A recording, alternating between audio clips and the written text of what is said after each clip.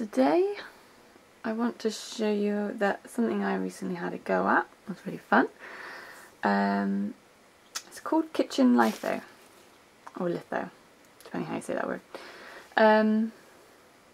I originally found this article in Printmaking Today, Autumn 2012 article, photocopied it, stuck it in my ring binder.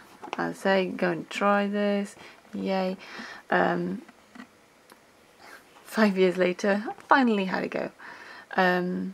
So this article was written by a lady called Emily Azier-Brouard, if I'm saying that correct. So it was an easy little article to follow, and then I'm going to show you now how I followed this and the kind of results that I've got out of it. So I've got laid out here all the things I'm going to use today.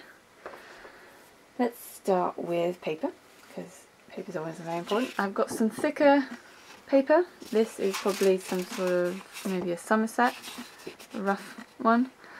I've got a couple sheets in water soaking, ready for printing with damp paper.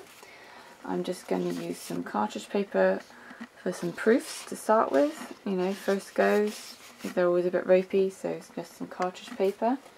I've also got some nice sheets of Simili Japon, I think this one's called. It's a really smooth, creamy paper, not too thick, so I'm not going to soak this one, it's going to be printed on dry.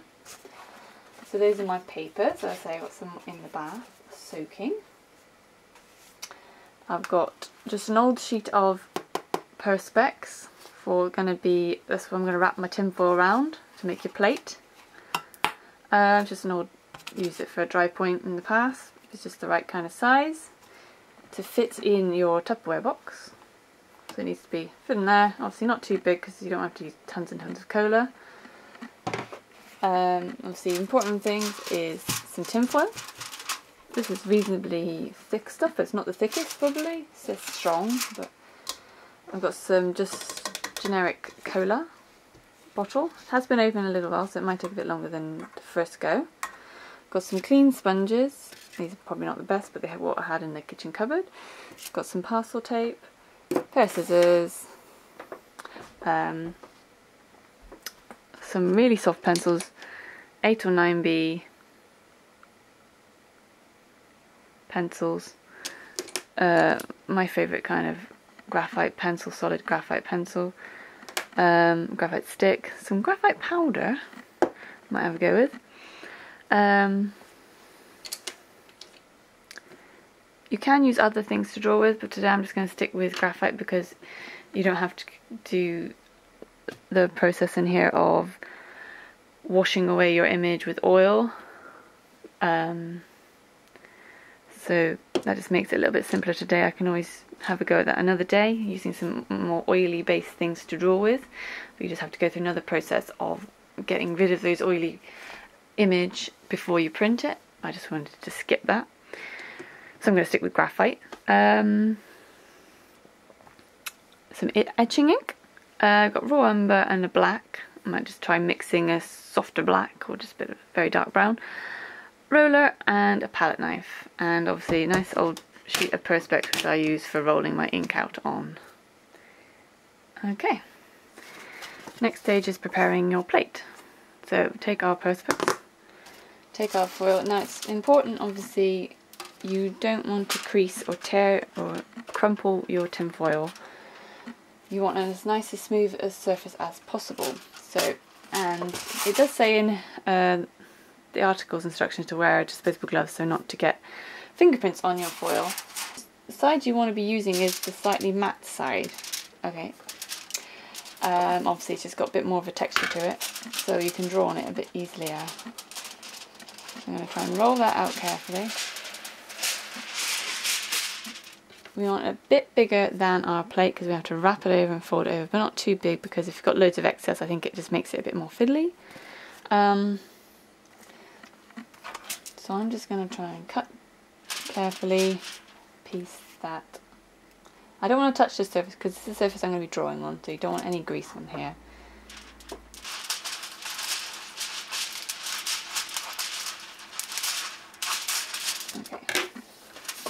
out the way.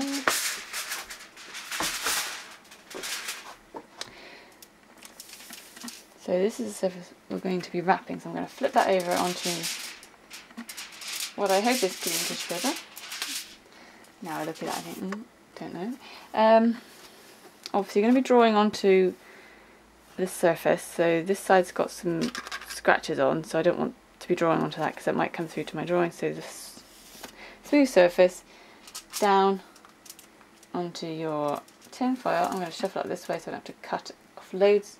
I'm just going to go down here and cut off this bit so I don't have loads of excess. Like that. Get your tape ready. Do you know, I'm worried there's ink on this tissue paper, but never mind. So, and you're going to fold over nice and tight.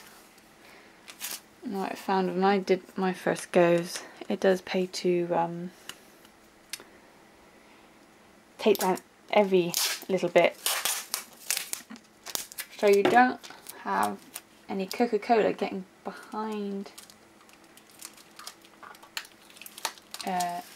your tin foil and then causing like bubbles, and you know, just it gets messy, it gets awkward. So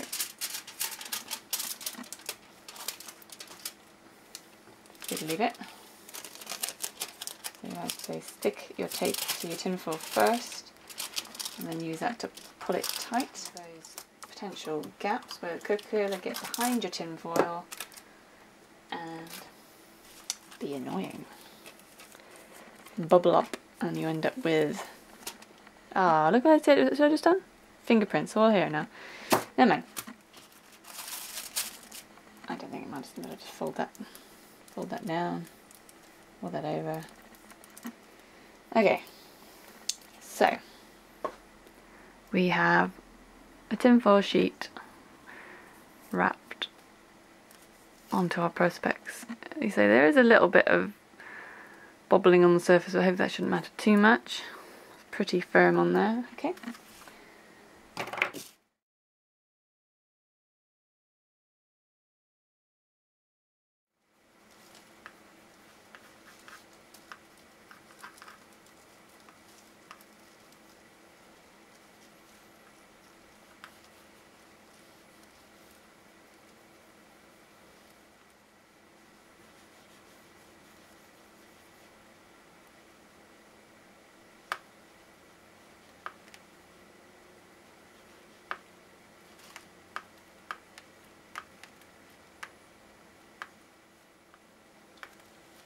So,